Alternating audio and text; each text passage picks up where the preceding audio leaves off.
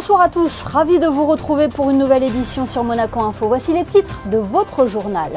Le prince au cœur du cirque, c'est la dernière exposition organisée dans le cadre des commémorations du centenaire de la naissance du prince Régnier III.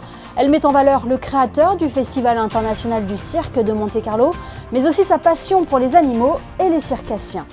Derrière l'écran, la violence ne frappe pas moins fort, c'est le slogan de la campagne du Comité pour la promotion et la protection des droits des femmes. Campagne qui a été présentée aujourd'hui à la presse. Elle se traduit sur différents supports. Céline Cotalorda, déléguée interministérielle pour les droits des femmes, sera avec nous pour l'évoquer. Nous parlerons environnement et la démarche de ces sociétés qui ont fait le pas pour devenir des entrepreneurs bas carbone. Et puis nous recevrons en fin de journal une artiste de renom, une pianiste émérite qui a grandi ici à Monaco. Chani Di Luca est en résidence à l'Académie Régnier III. Elle viendra partager sur notre antenne son amour pour la principauté et rendra hommage à la place qu'offre Monaco à la musique classique. Les célébrations marquant le 100e anniversaire de la naissance du prince Régnier III se poursuivent en principauté. Aujourd'hui, c'est une exposition qui a trait à un art que le prince affectionnait tout particulièrement, qui a été inauguré, le cirque. Des documents et des pièces rares y sont présentés. Plus de détails dans ce reportage de Patricia Navarro et Jean-Alexandre Dordet.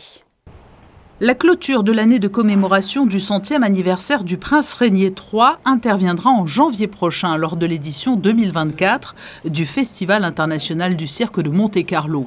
Une symbolique forte tant le prince Régnier III a toujours soutenu la grande famille du cirque et a contribué à écrire les grandes pages de son histoire en décidant d'organiser à Monaco une compétition que les spécialistes n'hésitent pas à comparer aux Oscars du cinéma.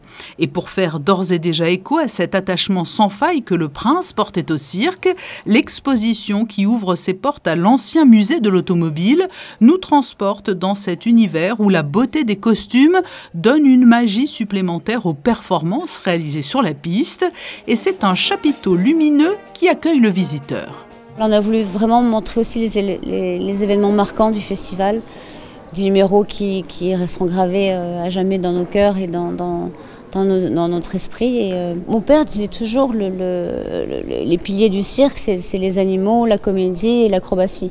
Ça a toujours été la magie du cirque, justement, d'avoir l'adrénaline, la peur avec des numéros spectaculaires où les gens risquent leur vie, après avec les complicités avec les animaux et puis le rire des clowns. Et je crois que c'est un tout et c'est ça qui fait la magie d'un spectacle de cirque. Par la voix, grâce aux documents découverts dans les archives et à travers les nombreuses photographies, le prince Régnier III est omniprésent. Lui qui disait du cirque, il se vit intensément, à toute allure et avec tous les sens. Ce qui m'a vraiment époustouflée, c'est de vraiment retrouver les preuves de toute l'implication du prince Régnier III pour les arts du cirque, de pouvoir lire les documents et de sentir vraiment au tout début, il le dit au docteur Frère et le docteur Frère le rappelle, sa solitude au début du festival, il se sentait seul de vouloir monter tout ça, c'est vraiment énormissime.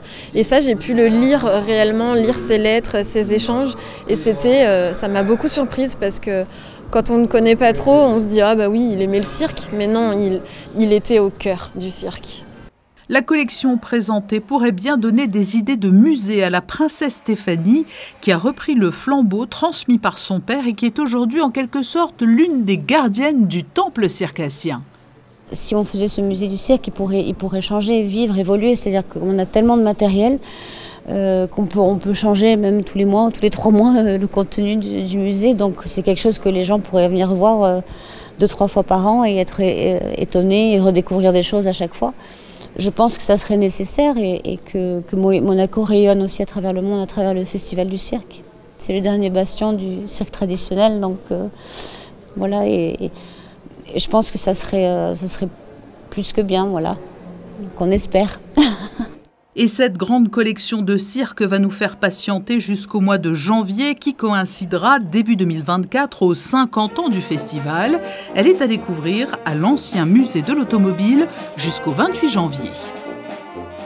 Le 25 novembre correspond à la journée internationale pour l'élimination de la violence à l'égard des femmes. Plusieurs actions vont être menées en principauté cette semaine pour sensibiliser la population et la mobiliser dans cette lutte car Monaco n'est pas épargné. Et pour toucher un large public, le comité pour la promotion et la protection des droits des femmes a présenté aujourd'hui à la Maison du Numérique sa nouvelle campagne. Pour en parler, Céline Cotalorda est avec nous. Bonsoir. Bonsoir Émilie Rousseau. Vous êtes déléguée interministérielle pour les droits des femmes. Cette nouvelle campagne, Céline Cotalorda, vous avez décidé de l'axer sur les violences numériques. Pourquoi ? Bien, on a déjà traité plusieurs formes de violence les précédentes années et ce sujet de la violence numérique, c'est un fléau mondial de plus en plus répandu et qui touche particulièrement les femmes et les filles. Le Conseil de l'Europe, le groupe d'experts du Grevio, a d'ailleurs fait une recommandation dans ce sens aux États membres, dont Monaco fait partie. Donc, il nous a semblé vraiment important de traiter de cette forme de violence, parce que en plus, c'est pas parce qu'elle se passe en ligne qu'elle n'a pas des répercussions très concrètes dans le monde réel. C'est un support grand public qui est utilisé pour cette campagne, le manga. C'est pour toucher justement un large public et plus particulièrement les jeunes. Voilà, comme je vous disais, ça touche ce problème des violences en ligne, touche aussi les jeunes filles et les jeunes de manière générale. Donc on a choisi le manga parce que c'est un support populaire chez les jeunes, chez les ados, qui a aussi une esthétique qui est reconnaissable immédiatement. Et puis c'est vrai que c'est un support assez accessible. Donc on voulait toucher un public le plus large possible, mais avant tout cibler les jeunes. Le numérique a ses inconvénients, mais aussi ses avantages. Je pense notamment à l'application Appel que Monaco a intégrée dernièrement. Alors c'est vrai qu'on travaille maintenant depuis plusieurs années avec la délégation interministérielle chargée de la transition numérique qui nous apporte son soutien et son support dans le développement d'outils numériques qui permettent de faire passer des messages d'information. Et c'est le cas de cette application Appel qu'on a lancée en septembre dernier à la Maison du Numérique.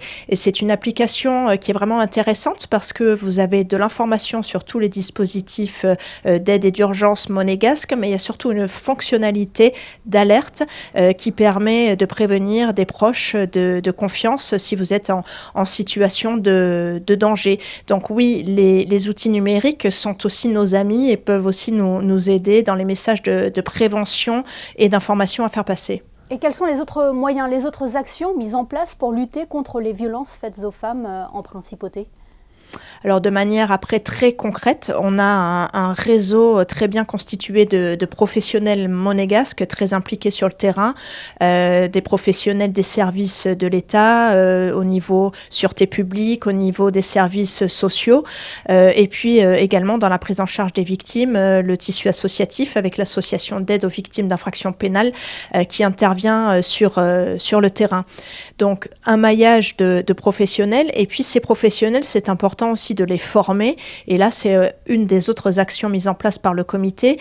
C'est de la formation auprès des professionnels sur l'accueil, la prise en charge des victimes de violences. Donc, ce sont les principales actions. Malheureusement, Céline Cotalorda, c'est un phénomène qui n'épargne pas la principauté. Tout à fait, c'est pour ça que c'est important cette campagne du 25 novembre et chaque année c'est l'occasion de rappeler et de remettre en lumière ce sujet parfois douloureux, pas facile à évoquer, et aussi de rappeler qu'à Monaco le phénomène existe et on le sait de par l'étude qui est mise en place par l'INSEE maintenant depuis 2019 et qui recense auprès de toutes les entités qui accueillent des victimes le nombre de personnes et de femmes victimes de ces violences. Combien de personnes sont victimes de violences chaque année ? C'était une trentaine l'an dernier. Alors au niveau de la sûreté publique, là on a les chiffres au 1er novembre 2023, donc il nous manque encore un mois pour l'année, mais on est à 51 cas qui ont été recensés par la sûreté publique. Et ce qui est assez à souligner et assez spécifique, c'est que quasiment 9 fois sur 10, l'auteur se trouve dans l'entourage proche de la victime, et une fois sur 2, au minimum, c'est son conjoint ou son ex-conjoint. Donc ça, c'est quand même à souligner. Et où en est le projet de loi déposé en décembre 2022 sur l'indemnisation des victimes ? C'est un long chemin.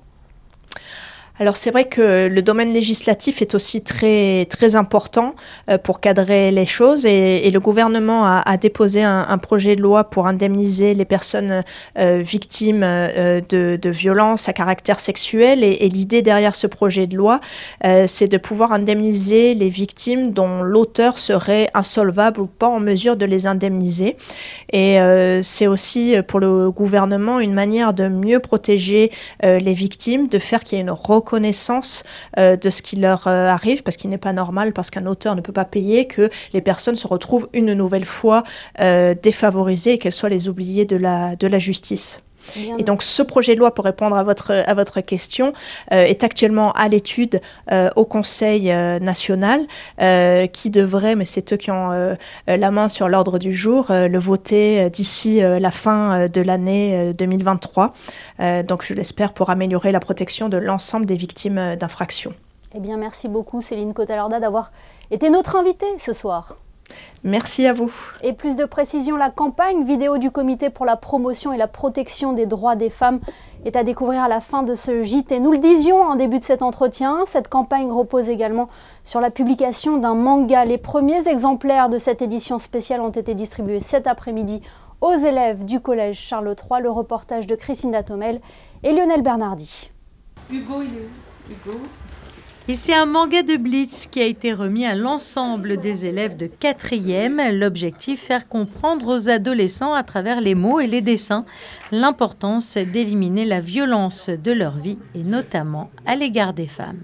C'est important parce que c'est bien de sensibiliser aussi les garçons au fait que ça ne concerne pas que nous, mais que aussi eux, ils peuvent faire quelque chose et que le cyberharcèlement, ça existe aussi. J'ai pu quand même constater que dans la très très grande majorité des cas, les élèves sont très sensibles lorsqu'on leur explique le geste et la violence de ce geste. Et donc, à partir de là, ils sont capables de le comprendre et de l'intégrer, et donc d'éviter de recommencer ce genre d'erreur. Et ils sont sensibles aussi pour les élèves qui ont reçu cette violence, qu'elle soit physique ou verbale. Si un jour ça vous arrive, il ne faut pas hésiter à en parler à un adulte. En plus, j'aime bien lire, donc c'est bien qu'on me donne un manga, j'aime bien ça. Donc oui, je pense que je vais lire et en parler avec des amis, bah oui, puisqu'on l'a tous eu. C'est notre futur, les élèves. Donc si on arrive à leur inculquer l'égalité hommes-femmes dès maintenant, eh bien ce sont eux qui vont pouvoir faire changer la société dans le futur. Et c'est dans le cadre du mois sur la lutte contre la violence et le harcèlement en milieu scolaire que cet événement intervient. Un événement qui a donc permis de sensibiliser l'ensemble des élèves de la principauté aux violences faites aux femmes. Dans le reste de l'actualité, l'association de Fil en Aiguille Monaco présente actuellement son travail à l'hôtel Hermitage. L'exposition d'œuvres brodées à la main a été inaugurée ce matin par son Altesse Royale, la princesse de Hanovre.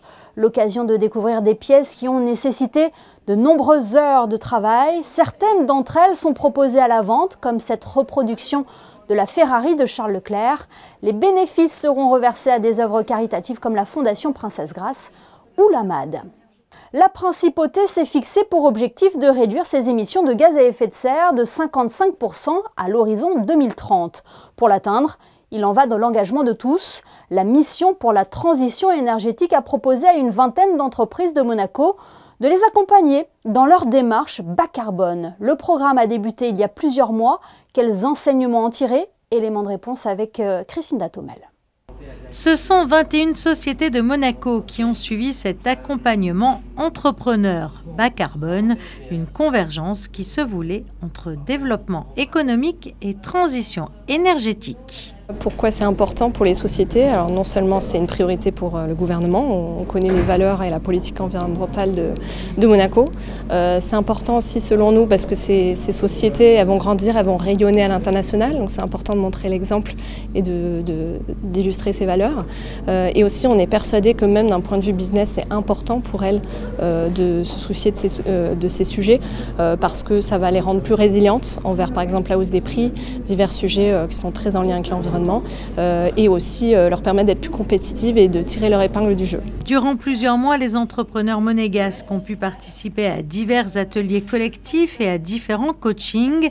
L'objectif est réduire leur émission de gaz pour devenir un entrepreneur bas carbone. Chaque entreprise a dû donc dresser un bilan de leur émission de gaz à effet de serre, simplifier et établir un plan d'action sur plusieurs années. Moi qui suis dans le développement web, j'ai appris moi pour le développement de ma société et ensuite après pour pouvoir le communiquer à mes clients dans tout ce qui va être création web. Du coup c'est un service que je souhaite développer aussi pour pouvoir après faire des prestations un petit peu plus vertes. Ça passe par les hébergeurs, par la construction, par tout ce qui est le développement du code. Donc voilà, après c'est toutes des pistes d'amélioration qu'il faut rechercher parce que c'est assez nouveau. Donc du coup c'est vrai qu'il y a plein de pistes et il faut arriver à trouver un bon accompagnement. Et c'est quelque chose, je pense, qu'on va essayer de travailler avec la transition énergétique à Monaco. À la fin de ce programme, les 21 entrepreneurs se sont vus remettre un certificat de réalisation du programme Entrepreneur bas carbone. Et fort de son succès, ce programme inédit en principauté devrait être reconduit l'année prochaine à Monaco. L'invité que nous allons accueillir dans quelques instants a une carrière hors du commun. Née à Monaco, Shani Di Luca a de l'or au bout des doigts, un talent de pianiste très vite repéré par la Fondation Princesse Grace qui l'a soutenue dans son parcours dès son plus jeune âge. Elle lui a permis d'intégrer l'Académie Régnier III et de remporter le Grand Prix du Conservatoire de Paris. Aujourd'hui âgée de 47 ans, la pianiste se produit dans les plus grandes salles internationales. Elle est aussi de retour là où tout a commencé, à l'Académie Régnier III. Shani Di Luca nous fait le plaisir d'être avec nous ce soir. Bonsoir. Bonsoir.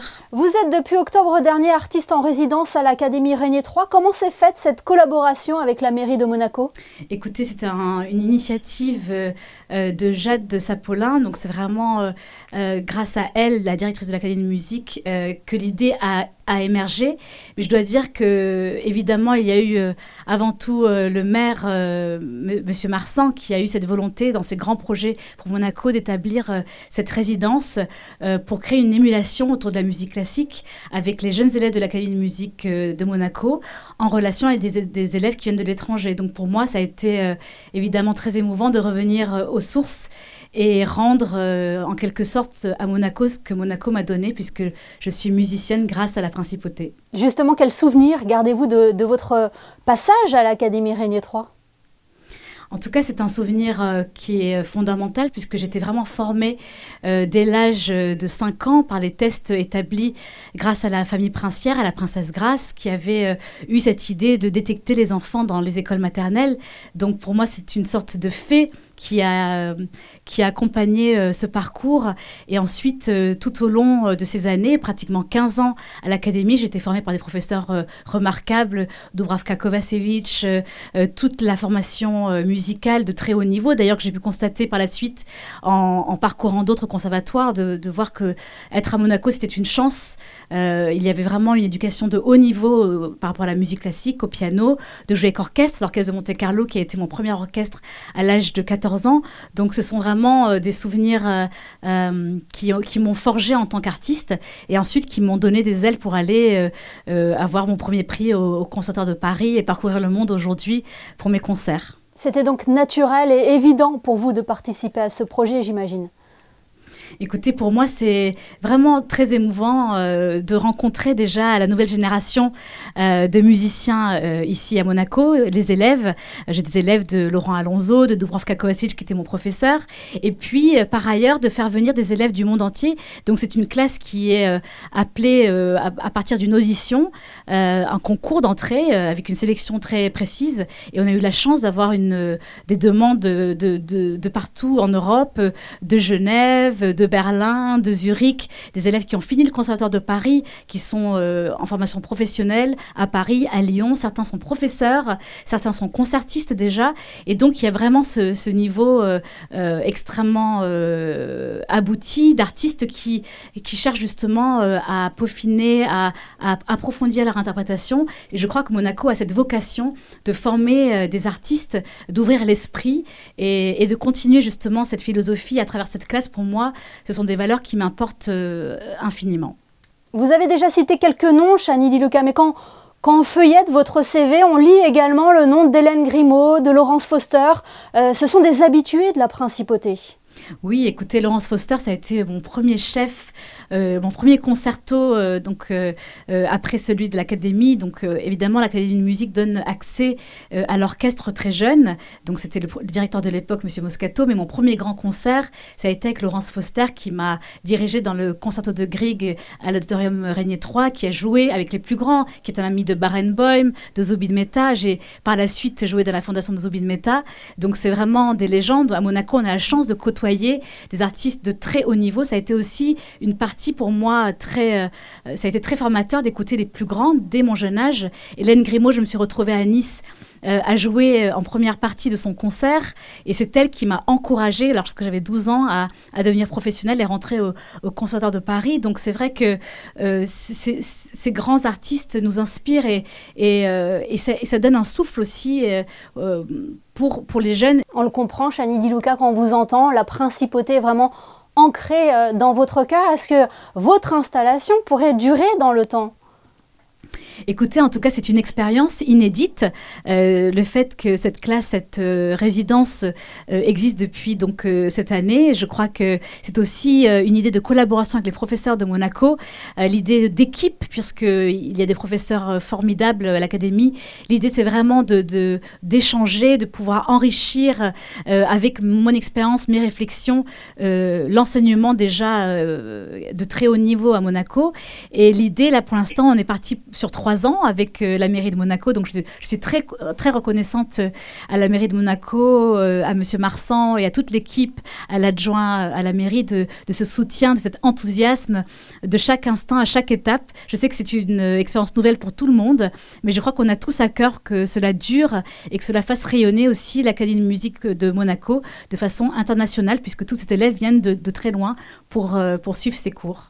Eh bien, merci beaucoup, Chani Di Luca, d'avoir été avec nous ce soir, de nous avoir fait le plaisir de partager un instant sur Monaco Info. Merci à vous.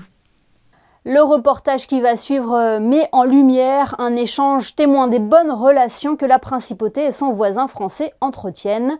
L'équipe de France militaire de football effectue actuellement un stage à Monaco en vue de la prochaine organisation de la Kentish Cup. Cette compétition, qui réunit des équipes militaires européennes, aura lieu en décembre à Agen. Pour préparer au mieux ce rendez-vous, les tricolores peuvent compter sur le soutien de la compagnie des Carabiniers du Prince. Anaïs Riu vous en dit plus dans ce reportage réalisé avec Jean-Alexandre Dordet. C'est avec beaucoup de fierté et d'admiration que les joueurs de l'équipe de France militaire sont entrés sur la pelouse du stade Louis II pour la première fois depuis la création de l'EFM au début des années 2000. Une expérience que l'effectif doit aux Carabiniers du Prince, à l'origine de l'invitation. C'est déjà un grand bonheur parce que les installations sont au top. On est reçus vraiment très bien. C'est très rare quand on est reçu comme ceci. En mois de décembre, nous faisons un peu notre Coupe du Monde à nous, puisque pour l'instant il n'y a pas de championnat du monde qui est fait pour le football. Donc on a la Kentish Cup, qui est la plus vieille compétition européenne reconnue par l'UEFA, qui a fêté son centenaire l'année dernière et qui regroupe l'équipe des Pays-Bas et du Royaume-Uni et de la France. Militaires de carrière ou bien réservistes dans les 3 forces armées et la gendarmerie nationale, les joueurs de l'EFM performent tous en parallèle de leur activité dans un club amateur et ont même évolué pour certains dans le championnat de Ligue 1. J'ai fait une grande carrière en professionnel et ensuite, une fois que j'ai arrêté, j'ai pu intégrer l'équipe de France militaire. Je suis rentré en tant que réserviste, justement pour pouvoir apporter une touche technique avec cette équipe-là et mon expérience, apporter mon expérience au niveau du football. Pour certains, c'est une première, donc ils sont dans la découverte, ça c'est une bonne chose. Et puis moi, c'est de continuer aussi à profiter de ces moments-là et voilà, de prendre du plaisir. C'est un privilège, c'est une première pour nous, pour tout le groupe. C'est spécial. On fera le travail qu'il faut pour se préparer, préparer toutes les échéances qui arrivent et remporter le championnat le mois prochain.